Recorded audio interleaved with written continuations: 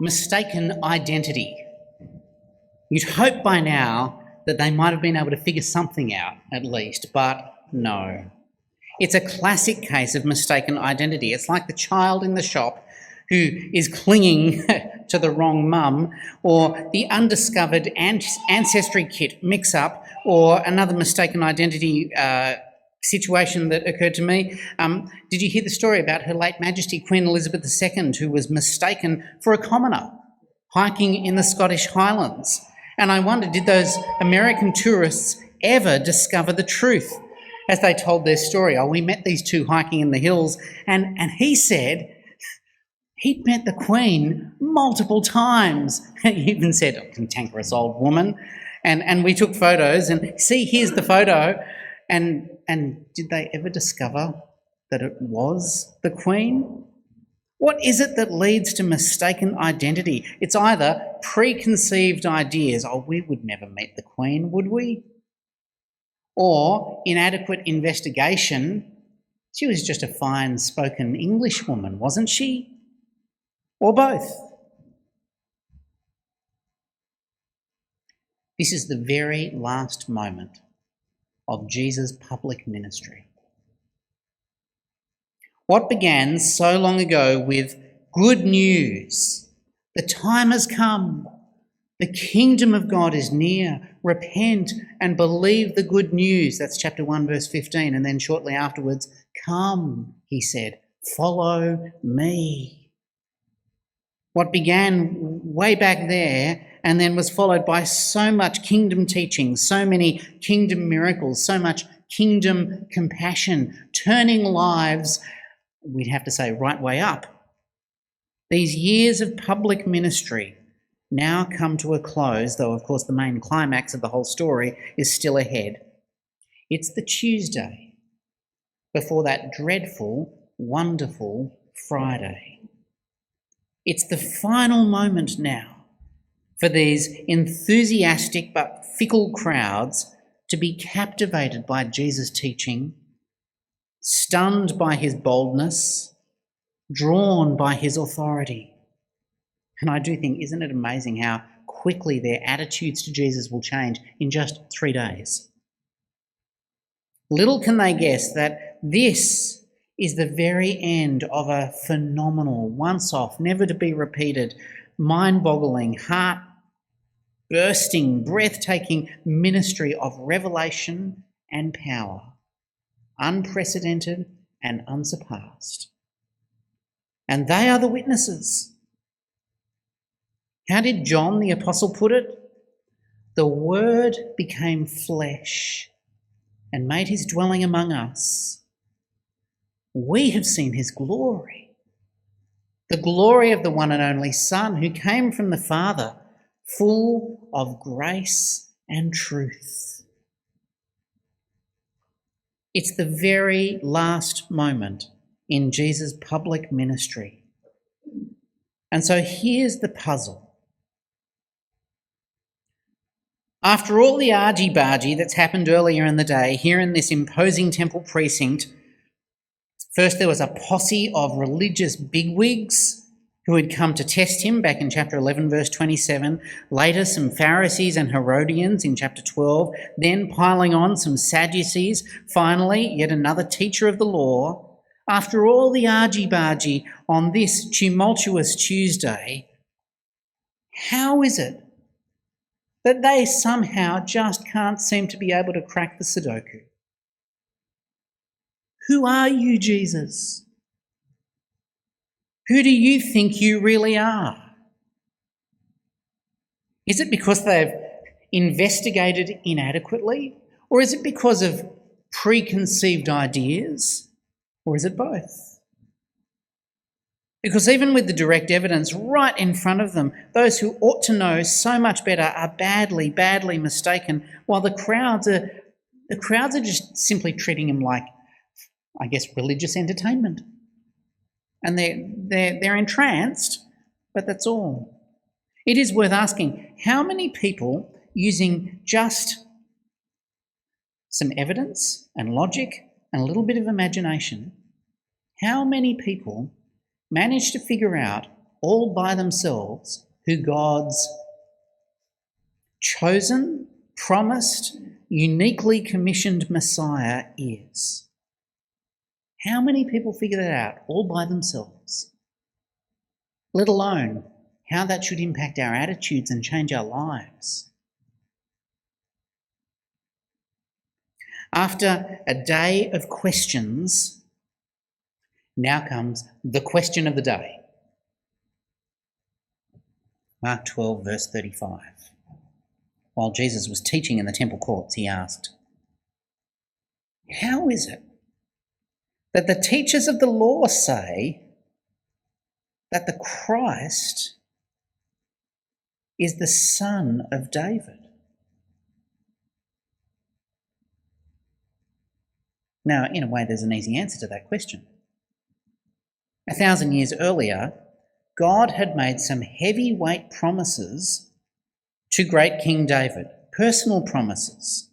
And you can find them in 2 Samuel 7. This is the voice of God through Nathan the prophet to David the king. The Lord declares to you, there's a whole lot more in 2 Samuel 7, but here's the heart of it. When your days are over and you rest with your ancestors, I will raise up your offspring to succeed you, and I will establish the throne of his kingdom forever. We live in a culture which is always looking forwards. They lived in a culture which was always looking backwards, almost like what's happening in the rear vision mirror is more important than what's happening out the windscreen. They prized the past and they thought, surely no son of David can possibly be greater than great King David himself, can he? And so if this Christ should ever actually turn up in history, they think they can fit him in a neat little box. Yes, he'll be a great leader, but not so great as David, because he's the son of David. By the way, the word Christ, or the Hebrew Messiah, is a title. It's a noble title. So just as we use the word prince, and it's a title, Prince William, Christ Jesus. And the word Christ means God's anointed one, his promised deliverer, saviour, king, the conquering hero, the Lord of all. So far as all the questions in the day have been asked, Jesus has been kind of on his back foot responding. Now we watch him on the front foot. This is front foot offence. Jesus asks the question of the day, how is it that the teachers of the law say that the Christ is the son of David? And he continues, David himself, speaking by the Holy Spirit, declared, "The Lord said to my Lord, sit at my right hand until I put your enemies under your feet." David himself calls him Lord. How then can he be his son?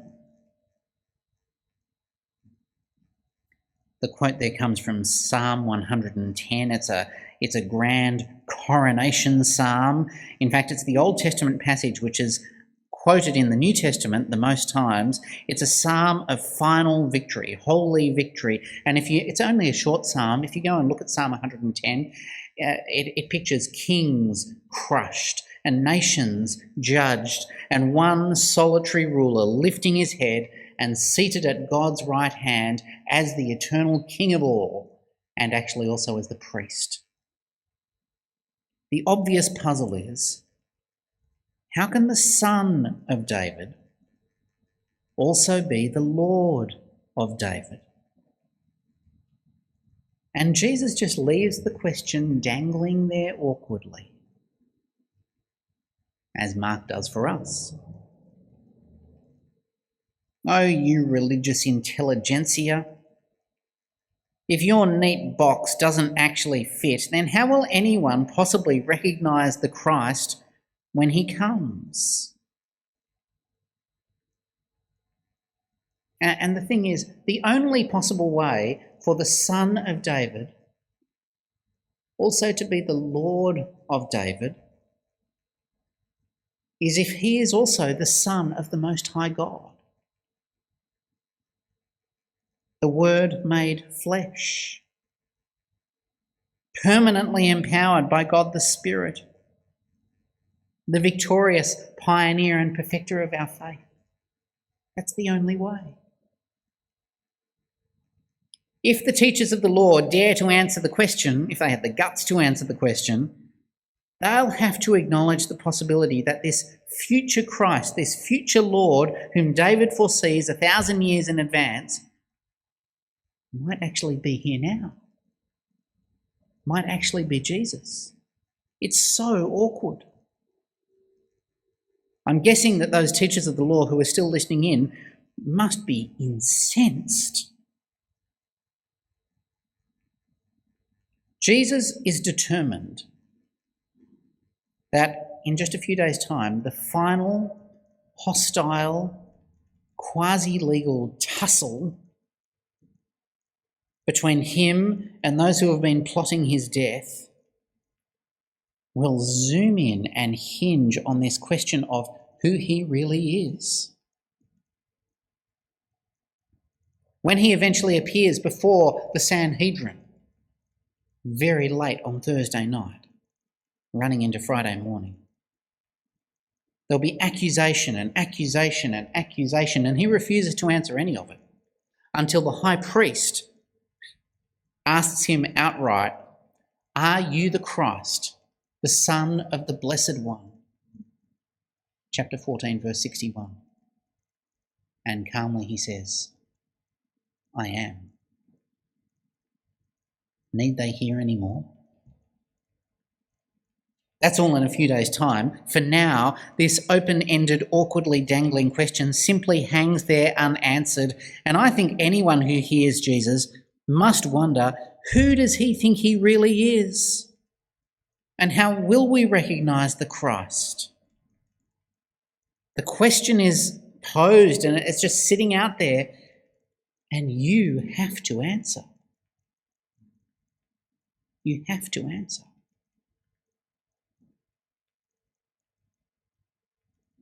Then, as we wrestle with who Jesus really is, he issues a heavy-duty warning, but then also points out an absolute model of humble faith. If we need models of faith, models of genuine, humble faith, people who show us what faithful devotion to God looks like, and yes, we do need models like that, who better to look up to than the most outwardly religious people in the land? But what does Jesus have to say about them? Verse 38, watch out. He warns them, watch out for those who practice hollow religiosity. Watch out for those who just love to impress. Watch out for religious pretenders. Watch out for sham devotion. Watch out for people who do religion for show. And these particular bigwigs plotting against me, testing me, seeking to trap me, soon they'll be accusing me. They will surely be judged. They will be judged. However good they may look on the outside, however admired they may be, do not look up to them. By the way, this is why you need to know the true character of those who lead you spiritually. Those who teach you the scriptures. Those who lead you in prayer. Those who lead you in song. Those who play a part in shaping your character or influencing your lives. Watch out for people who do religion for show. It's hollow.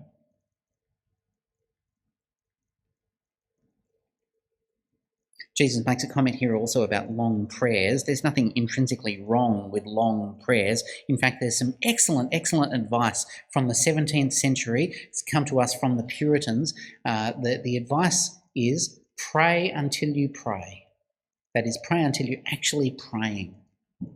Sometimes you need to pray for a long time, actually fully to pray. But Jesus is not talking about that. He's talking about people who pray for show, people who pray for appearance's sake, people who pray to display how pious they are so that other people will admire them. And he says it's hollow and it's vile. Approval seeking is a form of greed and it will be judged. And so in verses 38, 39 and 40, Jesus shifts into explicit judgment mode. I think, Jesus, are you looking for trouble? Or are you just demonstrating your authority as great David's greatest son? What does he say? Watch out for those religious bigwigs. They love to walk around, I imagine, in like academic dress in an academic procession. They love it. And ecclesiastical garments that no one else gets to wear. They love having, in another part of our church building, the big rector's chair down the front. They love it. They love having special seats at banquets. They love being greeted deferentially. They love impressing you with their lengthy prayers, even as they exploit those on the margins. And Jesus warns, do not honour them. Do not look up to them. Do not be like them. Don't model your own life on them. Don't let them influence you. Their religiosity is withered from the roots and will be judged. Watch out. At the very same time, in acid contrast, he says, but here's a model to follow. Watch her. In the temple courts, there were 13 special contribution boxes. I read somewhere they were shaped like, I think it must be like an upside down trumpet bell, or a ram's horn, so narrow at the top and wide at the bottom, so that it's easy to drop your coins in and they all get collected at the bottom, but hard to get your hand in and pilfer. And among the crowds, it seems that there were some who were practicing what we might call conspicuous generosity, because if you have a whole lot of coins and you drop them all in and make a whole clatter, then everyone, listen to how much he's putting in. And if you hear how much I'm dropping in, won't you think well of me? It's kind of like the published list of platinum sponsors, or the eye-catching news story about big public donations to bushfire aid organisations, because once you know how much this person has given, won't you think well of them? Perhaps even churchy plaques. Verse 42, Jesus says, verse 42, a poor widow came and put in 2 very small copper coins, 2 leptons, worth the tiniest of amounts. It looks so meagre. Others come and drop in their thousands of dollars or their tens of thousands of dollars. She puts in $2. It's like the price of a punnet of blueberries. And Jesus looks at her. He solemnly calls his disciples and says, she's the one. She's the model to follow. Jesus knows that what we do with our money can be a very good barometer of faith. And for Jesus, the value of a gift is not the amount given, but the cost to the giver. I'll say that again. For Jesus, the value of a gift is not the amount given, but the cost to the giver. And here is a woman who genuinely loves God with heart, soul, mind, and strength. The rabbis used to teach the word strength, heart, soul, mind, and strength. Strength includes your money and all the resources that you have available to you. She genuinely loves God with heart, soul, mind, and strength. She doesn't say, I don't have enough to live on, and so I'll postpone my giving. Nor does she say, I've got these 2 leptons left as the tiniest coin that they had. I've got 2 left. I'll hang on to one so that I have a little financial cushion. Instead, her humble faith in God leads to a radical self-divestment, and it costs her so much. I think if you don't have all that much when it comes to worldly wealth, this is a huge encouragement. Because what Jesus values is not the amount given, but the cost to the giver. She's a brilliant model. I also think if you have ample worldly wealth at your disposal, this is a huge challenge, because what Jesus values is not the amount given, but the cost to the giver.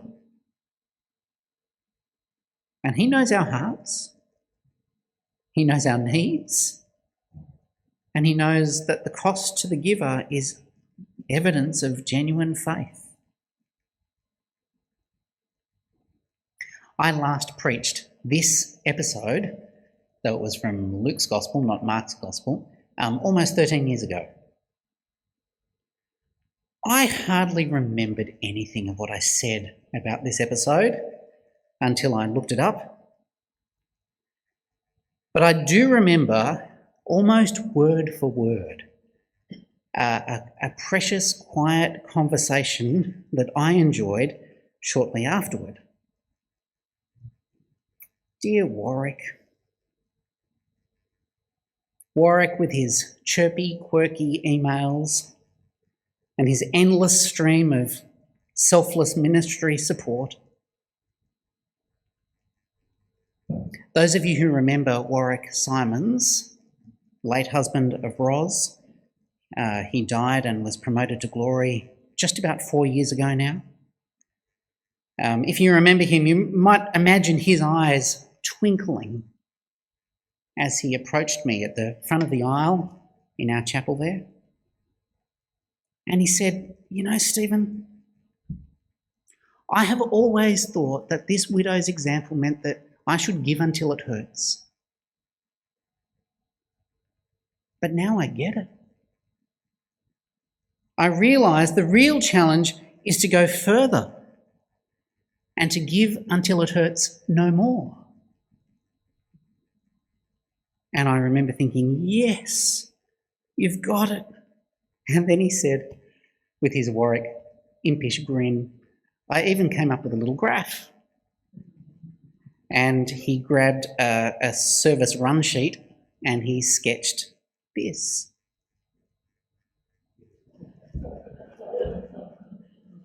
So the more you give, internally it starts to hurt and eventually you go, ouch. He said, that's what I used to think. That's what I was supposed to do because of my faith in Jesus. But now I realise what happens as faith pushes me even further.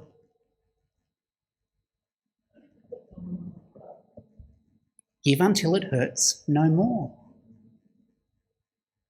Oh. His eyes twinkled and I thought, he has absolutely nailed it. And then he lived it. Proactively looking for new avenues for joyful kingdom generosity. Often he'd take me completely by surprise. Oh, Stephen, I've been thinking about this and I think we need a bit more money there, don't we? Or we need quite a lot more money here. And he would just make it happen. He lived it. Now, if you don't have all that much, Jesus knows your heart as you give to support ministry and missions and the poor. And I think what this unnamed widow is such a model to follow and such an encouragement.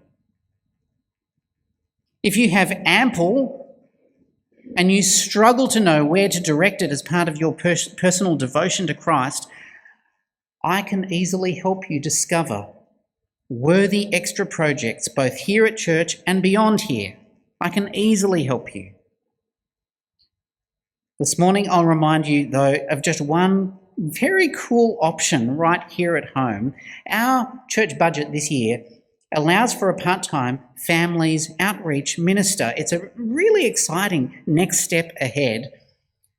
But the budget assumes that an extra $12,000 a year will be given over and above regular planned giving each year for the next 3 years. And I wonder if you are one of those thinking, where do I direct my resources? Could you be one of the sacrificial enablers?